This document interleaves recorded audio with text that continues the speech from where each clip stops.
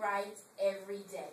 There is a relationship between good instruction and the health of all learners. This relationship consists of a balanced diet outlined below. Delicious, day 1. Delectable, day 2. Delightful, day 3. And desirable, day 4. The differentiated pyramid, as you see below, are steps to make a more differentiated you. We have flexible grouping, learning styles, behavior management, authentic word samples, modification and accommodation, and rigor meter. And now we will have Michael with day 1. Day 1, looking through my cookbook. We went through the instructional cycle for good differentiation. You start out with content, which is what students learn. You normally start out with standards, objectives, and this should be based off of pretest for learning styles, interests, readiness, things like that, prior knowledge. And then the next cycle would be the process. This is how they learn. This could be small groups, role-playing, different instructional strategies.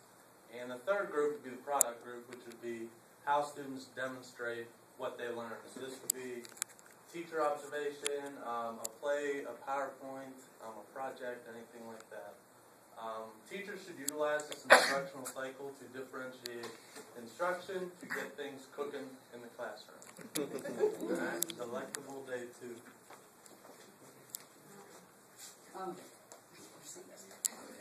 Now I'm stirring in my pot. Students should be expected to do a variety of aspects of this day. So in this day we're talking about tic-tac-toe. Oh, you want to choose that today? Give out you. There's learning contrast, choice boards. Oh, we have so many things in my pot to choose from. Interactive activities. There's musical chairs. Then we have where they have to move around, guys, to sort and solve different word problems. Interactive classroom with learning boards, guys, so that your different boards are interactive. At the same time, they should be involved touching on those boards. Have things that they can touch, that they can feel. Use your senses, some things that they can hear. Use their magnifying glass where they have to see things in different aspects. Tasting, where the kids can taste on those boards. So they're just not where you're just filling in and putting something in a little envelope. And also smelling, make the room will smell delightful and delectable.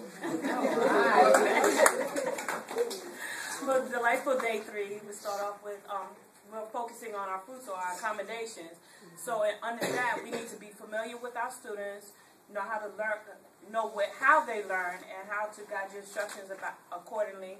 And assessments should always be ongoing. So what we have some examples are like study guides in various languages, more time for the students to do their work so they can stay at least on grade level, move their seats accordingly so they will be able to see or hear the teacher, and then we also have learning contracts.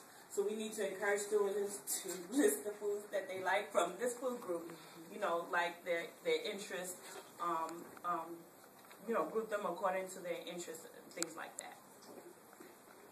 Also on day 3, we have the modification where we are changing the the learning content for the students, all right, that needs that additional assistance. So some examples of that are the Freya model, reducing the amount of the work, rewording things or paraphrasing so they will understand, and either shorten the text or spelling words that we might give them. And now for desirable day 4. All right, there's sexy cook in the kitchen. You want to get your content-rich foods. You need a balanced, differentiated instruction in order to accomplish this. Like we already stated, the assessment must be ongoing. You want to have a variety of assessment types going on in your classroom. Diagnostic. You make sure you are utilizing those benchmark results and analyzing your class's strengths and weaknesses and planning accordingly. Screening, whether it's interviewing or observations. Progress monitoring. Do those dibbles. Outcome. What are analyzing those products, those projects that the students are bringing in, and looking at them to see if they met your desired goals. Desirable. I have more.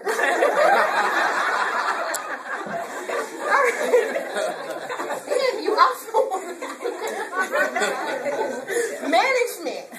You have to have a managed classroom in order to accomplish your goals. You want to have anchor activities, kisses in a jar, procedures, verbal praise to keep your kids motivated and on task. Grouping. How are you going to group your students? Will it be a random grouping, ability level, or their interests? Accountability. Hold those students accountable for their learning. You need to have a material management set up for them. Personal goals that they're setting for their learning.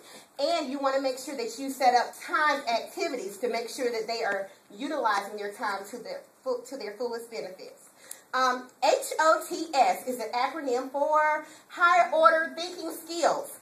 You want to do hands-on activities, performance tasks, projects, and give your students opportunities to debate issues to extend their learning experiences.